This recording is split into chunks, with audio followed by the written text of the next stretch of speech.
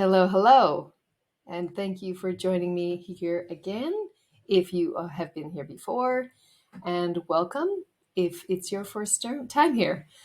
Today, I want to talk about the stories that we tell on repeat. So, the things that we talk about over and over, either about our partners, about our relationship, um, about the things that make us unhappy, the things that bother us, so on. So, this is also known as story fondling. So, let me introduce myself. I'm Mariette West, if you don't already know me. I'm a relationship coach, and I help women take their relationship from unfulfilling and dissatisfying to happy and filled with love. This channel is called Growing in Love because there's two parts that I focus on. So it's how you create this relationship that's always growing, always healthy, always evolving, and how you grow in the relationship, learning from the challenges that come up and how you can use those to grow personally. All right, so welcome. So I want to tell you a story about Nikki. So Nikki's husband, Darren, is always late. So she has a story that goes something like this. Darren's always late. Whenever we make plans to meet friends, I always end up getting very angry and then embarrassed when we show up late. He doesn't care that it bothers me. So Nikki is often telling this story. It's on repeat, like I was saying. And this is has become actually part of the story of their relationship and how she defines her husband. He's a person who's always late. He doesn't care that I don't like to be late. So this has become her narrative for her relationship and for Darren. Um, Now, the thing about this is that this becomes a problem, these story fondling stories, because stories that we repeat over and over are actually creating our current reality. So, whatever story we have, we are looking to prove that true. And it often becomes an excuse for our unhappiness and suffering. So we use this to blame the people outside of us or ourselves for the things that are not working in our lives. It keeps us keeps us in the victim mode and stops us from being the creator of something that we actually do want to create, because there's no space left to move into that part of your brain that creates what you want to create. It's stuck in the problem. It's stuck in the blame and the judgment and everything that's wrong. So, are you ready to create a more empowering story if you are story fondling a story that is not creating the result that you want? So the big message I have today is really about you are a creator. The minute we step out of creating what we want for ourselves, we have put ourselves into victim. And when we're victim, it is really the only thing we can do there is to blame, judge, and take away our own responsibility for creating what we want to create.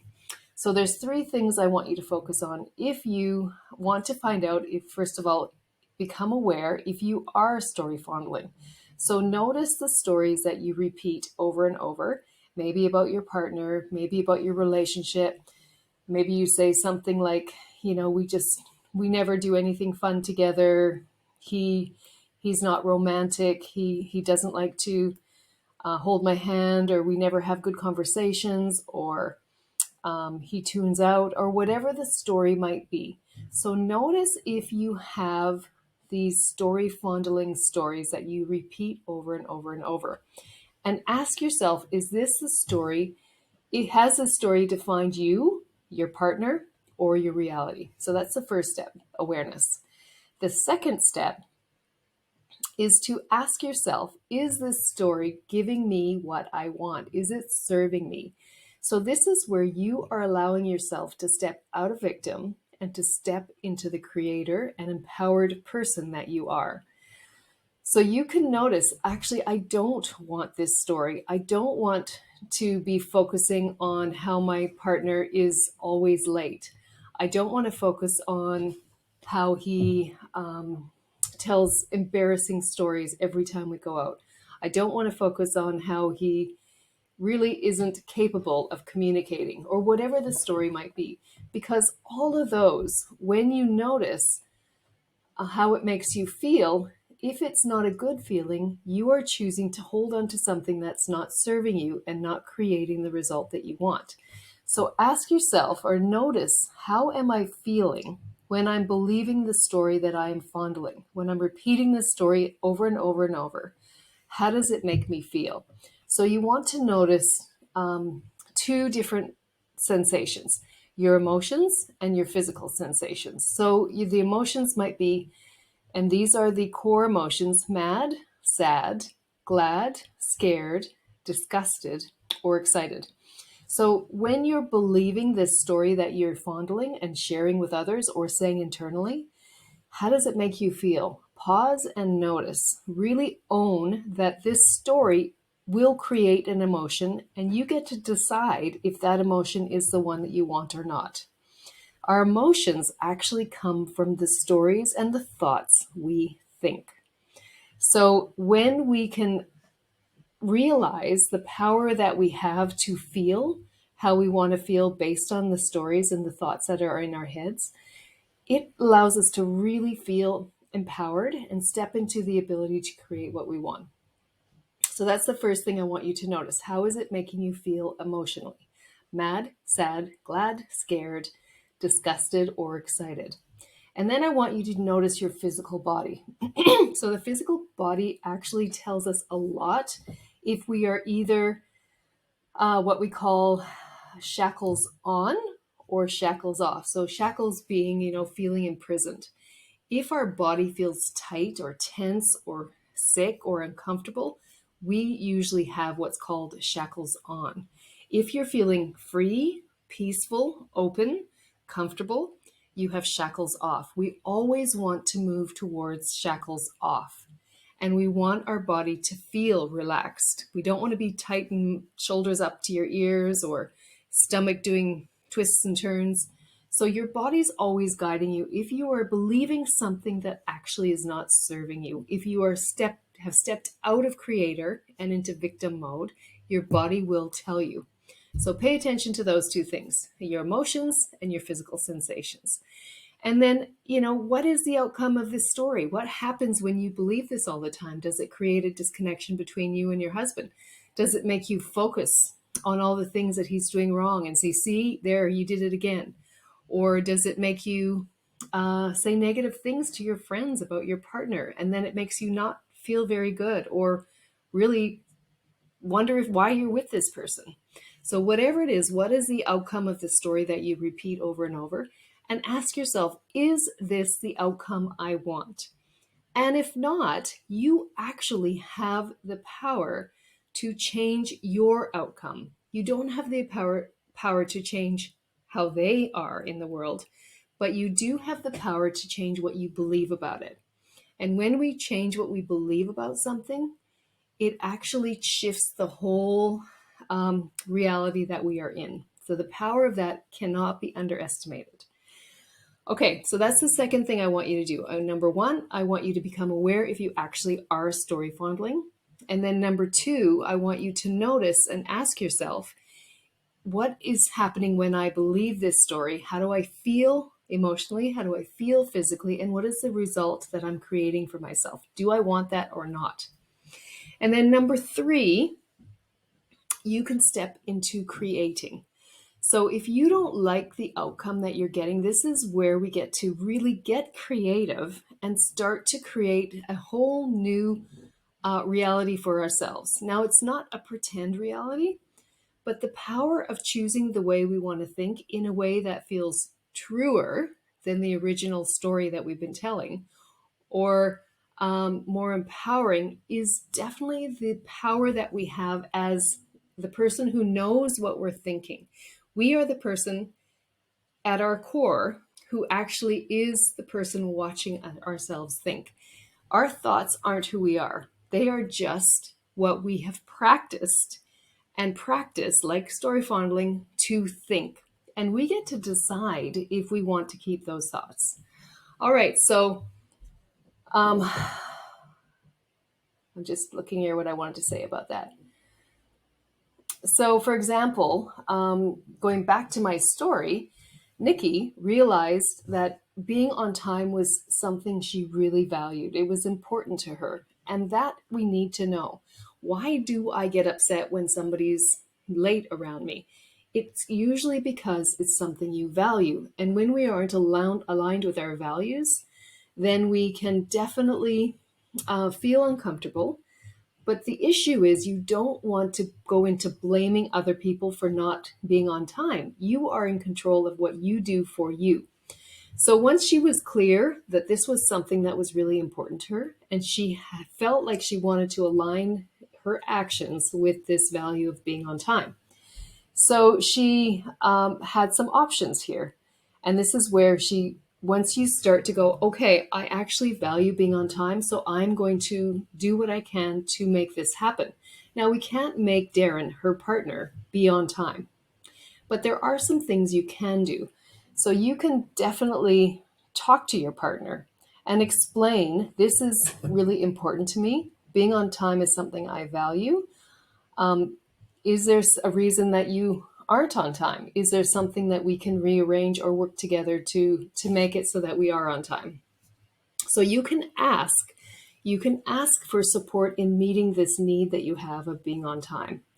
Now, your partner always has the option to help you meet that need, or they may not want to or be able to meet that need. And if that's the case, then you're going to have to think about what else can I do? Maybe it's just going to be that we take separate cars to wherever we're going. Maybe um, we can have an agreement where sometimes we're on his timeline and sometimes he's on my timeline. So you begin to get creative and problem solve how you can solve this situation for yourself. And you can ask for help as you feel from whoever you feel would be helpful. And they may or may not be able to help you.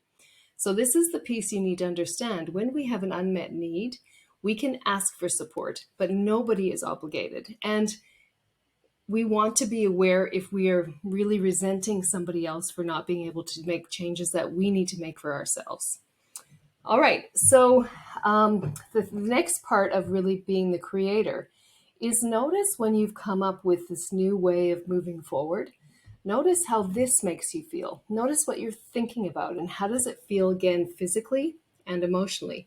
Remember, you're trying to get to this emotion of moving up the scale from a negative emotion, negative, I'm going to put in quotations, to something that feels more positive. And you want your body to feel more relaxed. You want to feel calmer. You want to notice that it is either shackles. You want it to be more shackles off than shackles on. Okay, so this is where you're checking in with this new way of moving forward. If it doesn't feel better, you haven't quite nailed what you need to do. And you keep trying, you keep playing with it, keep trying on different things and being open to coming up with a solution that will be a win-win for you and your partner. Okay, then I want you to pay attention to whether or not you are still relying on your partner to change. So we can be slippery. We can still be really resentful if our partner doesn't change, even if we found another way to work around it. Or we can kind of be trying to convince them, tell them all the ways why they should be on time, why it's better, whatever we think. So pay attention to that because we can be really sabotaging our own creation when we are stuck in this blaming or needing somebody else to change, because that is out of our control. So focus on what you can control, which is the way you think, the way you feel, the way you act, and the results that you have. All right. So I hope that gave you some ideas of what to do when you are story and what's the word? Story fondling. That's what it is. So I want you to notice if you're story fondling and notice that how important it is in creating the results that you want. So just to quickly recap, number one, be aware, check in to see if you actually are story fondling. Number two, ask if these stories define you. And if they do, is it the way you want to be defined? And then number three, if they're not what you want, you get to create a new story, a new way of thinking, a new belief around your situation. That is yours for the creating. All right, so I hope that gives you some ideas for moving forward. Of course, if you get stuck, always feel free to reach out. You can book a love breakthrough session. I will put the link in the description. This is where you can talk to me about where you're stuck, and I will help you through giving you ideas of where you are stuck and what you can do to move forward. All right, the link will be in the description. And make sure you like and subscribe to this channel if you are liking the content that I'm sharing. And if you have anything in particular that you'd like me to cover, put a comment in the comments and I will see what I can do. All right, thank you for joining me, and we will see you next week. Bye for now.